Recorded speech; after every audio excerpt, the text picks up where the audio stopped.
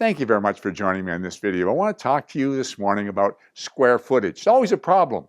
Now, in residential real estate, when we measure square footage, we measure the exterior of a property. And it can be an advantage to a realtor when he goes on, looks at a listing, and it tells the square footage. For example, if you're showing bungalows and you've got two bungalows you're looking at, one's 1,040 square feet, the other's 1,200 square feet, you know the 1,200 square foot one is either going to have more rooms or more spacious rooms. It's going to have more value than the 1,040 square foot. So that's handy to know. But it also creates a certain amount of liability if you happen to be wrong.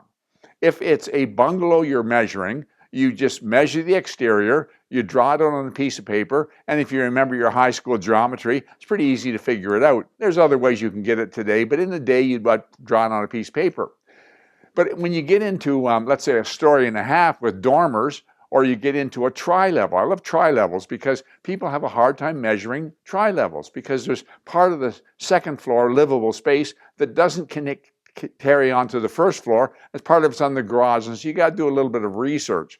And I found most cases the square footage on tri-levels was incorrect. Well, it can create some liability. I knew a chap, we didn't represent him, but I knew a chap who bought a property, and he told me, "Wayne, I stole it."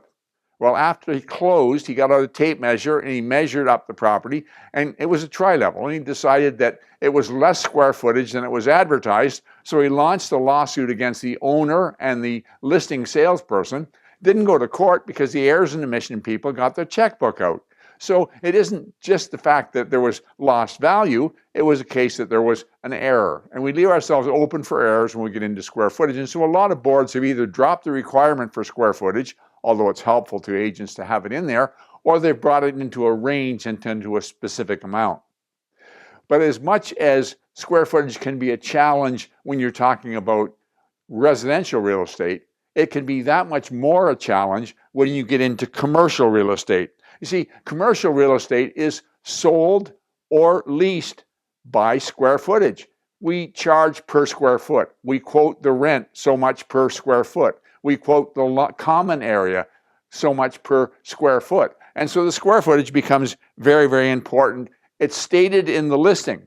And one thing that it says in the listing, I want you to get this, in the AREA listing for leasing commercial space, it says this, let me read it to you. The fixed minimum rent shall be adjusted if the actual measure of the leased premises differs from the approximate area. The actual measurement shall be agreed upon, and failing agreement, calculated by an Ontario land surveyor or architect using the current Building Owners and Managers Association standard form of measurement, and shall be binding on both parties. So what's it saying? It's saying you as a landlord have space and you're advertising that I'm leasing out 2,500 square feet or 2,600 square feet. We round it off. We tend to round it off. And it says that when the tenant moves in, he measures it up and he figures it isn't really 25, it's 2486 or 2512 or something. He can challenge it and he can prove it to the landlord. And if there's a dispute, they bring in a surveyor or they bring in an architect. They spend some money trying to resolve this dispute. And as I said, in residential, it can be a challenge. It can be more of a challenge getting it right in commercial. There's a guideline that you go by, and it's often changing. It'll say, for example, that when you're measuring the square footage, you measure to the interior wall of an exterior wall of the building. You measure to the center of a wall that's a demising wall between you and the adjacent tenant. You measure to the interior of outside wall unless it's 50% or more glazed, and then you measure to the glazing surface. And so you've got all these things that you keep in mind. And then, of course, there's common area. If you are renting something that's got a mezzanine, some kind of a common area, then you've got what's called the usable area, and then your fair share percentage of the common area, and that gives you the rentable area. So all these things are calculated in to calculate the square footage, and the tenant is going to pay rent, and he's going to pay a common element or the additional rent based on square footage. It can be a nightmare. It can involve a fight after the fact, and it can get very, very expensive. And so what I've suggested and what I use, I've got a couple of small little commercial spaces, and what I've used is to try and circumvent the problem before it crops up. And what I've done is this. First thing I do is I cross out that clause. The clause that says, you know, this is the rent that I'm quoting. It's an estimated or approximate area. You can measure it. We can solve it. Get an architect. Cross that right out. I cross that out. And then I insert this clause in. Listen to this clause. Well, the rent for the demised premises was promoted on a cost per square foot basis. It is understood and agreed that if there is a discrepancy between the square foot calculations and the gross rental figure calculated in this lease, the gross rental figure shall prevail. So what am I saying?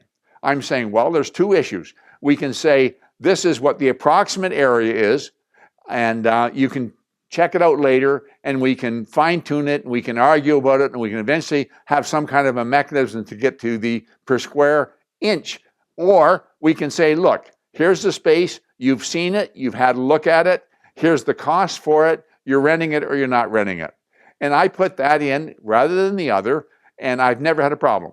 The prospective tenants understand, they look at it. Now, before they bring in an offer to lease, if they want to take a measuring tape, paste it off, whatever, they're welcome to do that. What I don't want is I don't want a challenge after. So I'm saying, look, it's 1,500, it's 2,000 square feet, it's 2,600, it's 2,500, and that's what we're going to base our calculations on. The rent will be this much money per month, this much money per year, and resolves that problem before it crops up, and everybody seems to be happy. I hope that makes sense. When you're listing a commercial space for lease, keep that in mind. Thank you for investing your time. Talk to you again next week.